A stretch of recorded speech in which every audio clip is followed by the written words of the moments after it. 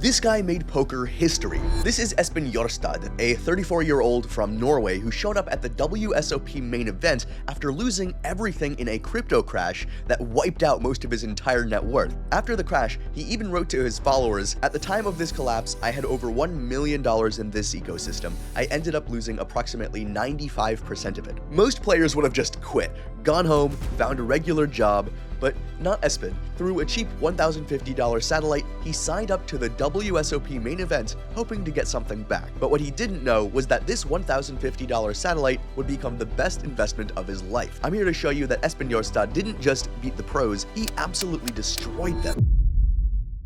8,663 players entered the 2022 WSOP Main Event, the second largest field in history. Pros with millions in earnings, wealthy amateurs chasing a dream, poker legends hunting one more bracelet, and satellite qualifiers like Espen, just hoping to survive a few rounds. All of them fighting for $10 million and the most prestigious title in poker. But after only 10 hands into the final day, there were only 2 players left. What happened next produced some of the wildest heads-up hands the WSOP has ever seen, and the battle for $10 million was about to begin. In the first hand of this legendary duel, Espen glanced down at his cards to find King-Queen suited. He raised immediately. The message was clear: I'm not here to play small ball. His opponent, Adrian Attenborough, a seasoned poker pro worth millions in poker earnings, looked down at Jack-4 offsuit. Trash by any standard. But this was heads-up poker for the biggest title in the game. You can't wait for aces, you have to fight. He fired back with an aggressive 3-bet. Seconds into heads-up play, both players were already showing their teeth. Espen stared at the 3-bet. Most players would fold, but he'd outlasted 8,661 other players. He wasn't backing down now. He called. Game on. The flop, King 10-8 with a flush draw. Perfect for Espen. Top pair. Disaster for Attenborough. Jack high, no draw. But Attenborough couldn't give up. Not on the first hand. He fired a continuation bet, representing strength that he just didn't have. Espen sat motionless. He had top pair. He was ahead, but raising would end the hand. Instead, he flat called, keeping the door open for Attenborough to keep bluffing into a hand that had him crushed. Championship level thinking right there. Patience, strategy, letting your opponent hang himself. The turn brought a gut shot for Attenborough. A tiny glimmer of hope. He fired again. Double barrel bluff. Espen called again. No emotion, no tells. Daring Attenborough to fire a third bullet with nothing. The river paired the board, but changed nothing. Attenborough still had jack high.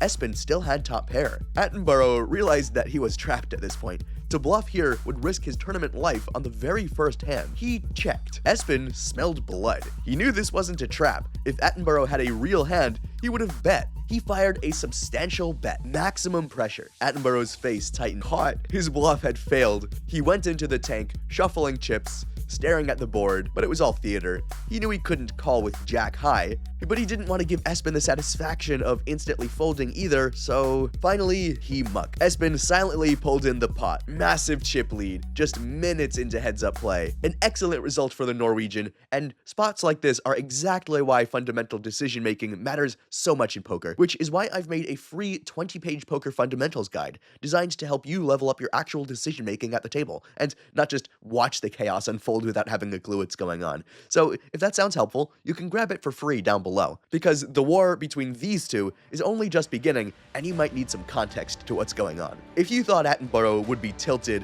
you'd be wrong. World-class professionals don't tilt, they adapt. A few hands later, Espen opens with Jack-7 offsuit. Attenborough just called. He didn't want another massive pot that could end his tournament. The flop came, and Attenborough picked a flush draw. He checked. Espen, with nothing, fired a continuation bet. Standard aggression. Attenborough called. The turn brought a king. Attenborough improved to top pair. He checked again, letting Espen do the betting. Espen, representing that king, fired another barrel. Attenborough called, confident that he had the best hand at this point. The river, 3 of spades. Attenborough improved to 2 pair. Kings and 3s.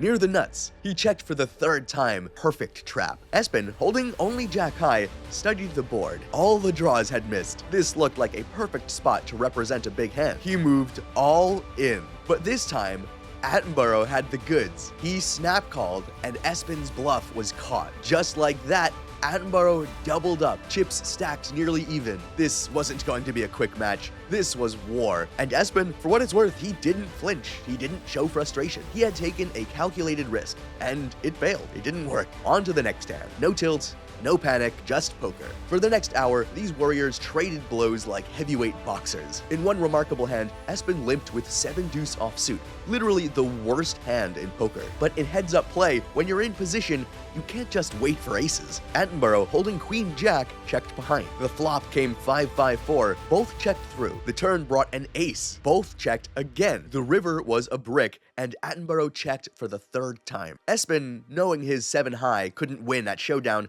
took a stab at the pot. But this time, his bluff was too transparent. Attenborough, reading the situation perfectly, made an incredible hero call with just queen high. The crowd actually gasped at this moment. What would you guys do in that spot? Call with queen high? Like, I don't know about you, but I'm probably folding there 99 times out of 100. Well, maybe that's just because I don't have the guts. Attenborough showed that he wasn't just some pushover. He could make some hero calls. He could read Espen's bluffs. If Espen wanted to win this championship, he would have to earn every single chip. Despite the back and forth, the momentum slowly began shifting. Attenborough opened with 9-5 suited. Espen defended with Jack-9 suited. The flop promised fireworks. Espen flopped top pair with a flush draw, a real monster, and he checked, allowing his opponent to make a standard continuation bet. But Espen was playing a deeper game. Checking could trap his opponent into a costly bluff. Attenborough didn't take the bait. He checked back. The turn?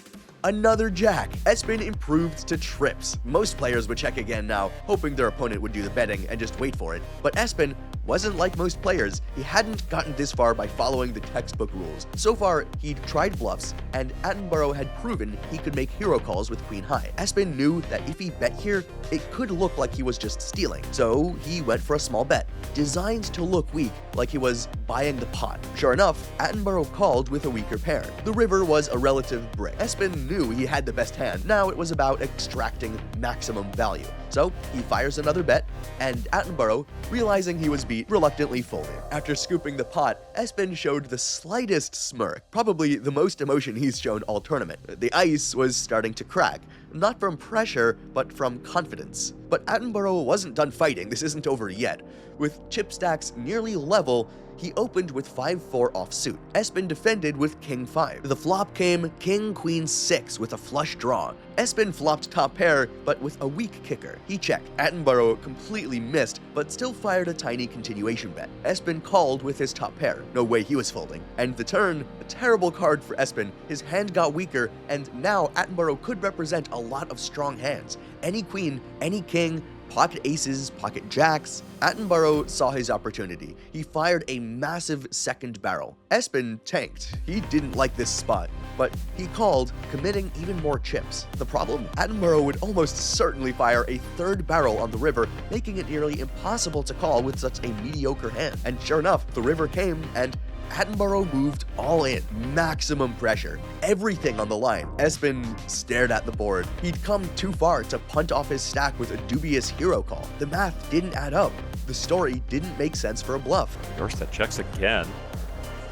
Attenborough now actually would be playing the board, but this is a bluffable card. You know, 4 to a straight out there. Adrian has applied pressure on every street.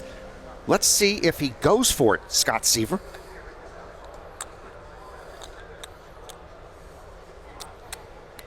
Oh, yes. Wow. A beautiful thing to watch. 68 million into Espen. Another big bet with Nuclear Squad douche.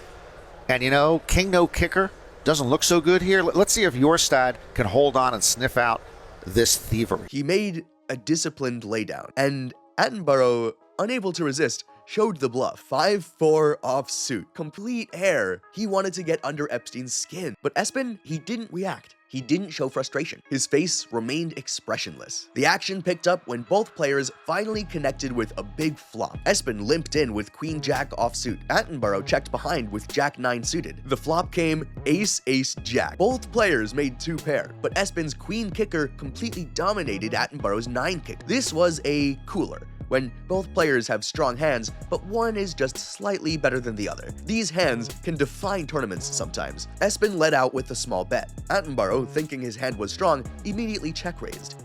He knew Espen was unlikely to have an ace since he'd limped pre-flop. Espen called. No need to blow up the pot when you're ahead. The turn was a deuce, a complete brick. Attenborough checked, slowing down, and Espen seized the opportunity and fired a tiny bet of just 4 million chips.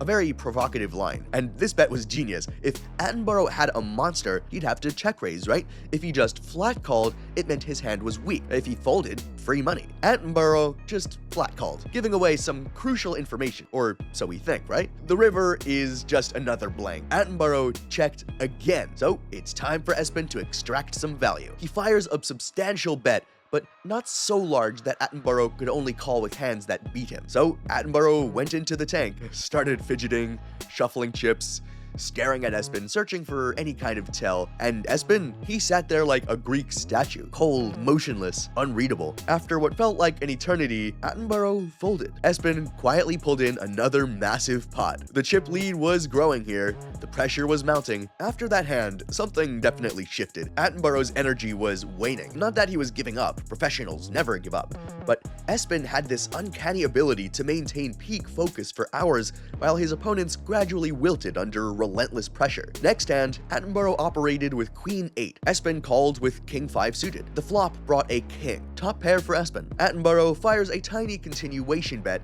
and Espen calls. Both players checked the turn. The river was a 4 of hearts, a complete brick. After Attenborough checked, Espen took a stab at the pot. Attenborough, with nothing but queen high and his back against the wall at the moment, had no choice but to fold. And if you want to know why he did this, and to make sure that you don't end up in a bad position, make sure to grab my free poker guide in the description below, so that you can learn to avoid these brutal spots as much as possible. And if you're serious about leveling up fast, I'm actually opening a very limited one-on-one poker coaching program soon, so stay tuned for that. But before that, after hours of intense back and forth, after massive bluffs and hero calls, after disciplined folds, it all comes down to this moment. One hand, one decision, one mistake. Espen limped in with Queen Deuce offsuit. Attenborough checked behind with Jack 4. What started as an innocent unraised pot would become the most crucial hand of the entire tournament. The flop came. 4, deuce, deuce. Let's break this down. Attenborough flopped 2 pairs, 4s, and deuces. Very strong on such a low, dry board.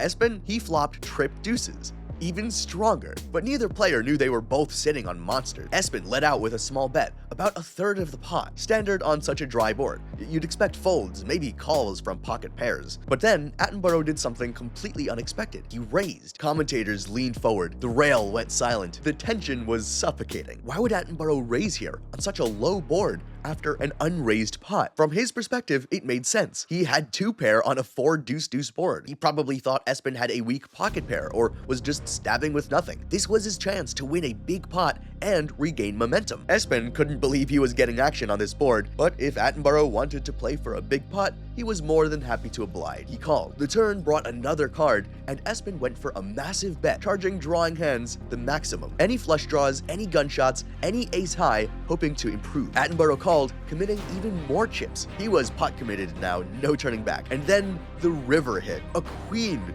Espen's hand improved from trip deuces to a full house. Deuces full of queens. One of the strongest hands possible on this board. Most players would bet here, trying to extract a bit more value, maybe fire half pot hoping to get called. But Espen wasn't interested in extracting a bit more value. He wanted to win the tournament right here, right now. He moves all in, $131 million into a pot of roughly $200 million. And the crowd erupted. People jumped to their feet, camera flashes went off. This was championship point. Attenborough sat motionless, staring at the board, his mind racing through every possible hand that Espen could have. Could Espen really have nothing? Could he be bluffing after all that action? With a queen on the river, could Espen have Queen X and think his 2 pair was good enough? Attenborough looked at his hand. 4s and deuces. 2 pair. It would only beat a bluff, nothing else. But he'd been in this spot before. He'd made hero calls throughout the match.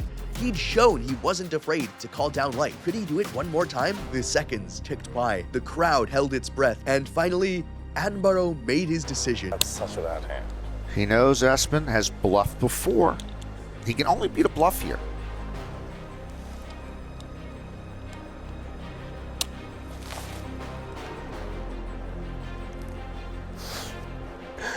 I just never know what to do.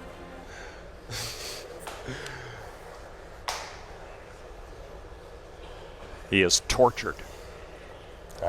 He calls. Call. He loses. I'm out. Espen Jørstad is the world champion. That was a really bad call. was a really bad call. That was a really bad call, Espen Jørstad plants the Norwegian flag at the main event for the very first time. He called. Espen tabled Queen Deuce for a full house. The rail exploded. Espen's supporters screamed in celebration. Attenborough showed his Jack 4, and just like that, it was over. Espen Jørstad, the Norwegian satellite qualifier, the crypto crash survivor who had nothing left, was the 2022 World Series of Poker main event champion, taking home $10 million. Espen captured the title with one final cooler. But make no mistake, he earned every chip. 9 days of phenomenal poker, 9 days of ice-cold discipline. But the crazy thing is, it's not even the craziest tournament win we've ever seen, and this one was a doozy. Because in 2010, another young gun came out of nowhere, outplayed the pros, and shattered everyone's expectations. So, click on this video right here if you want to see how the 19-year-old Harrison Gimble pulled off the greatest poker comeback we've ever seen.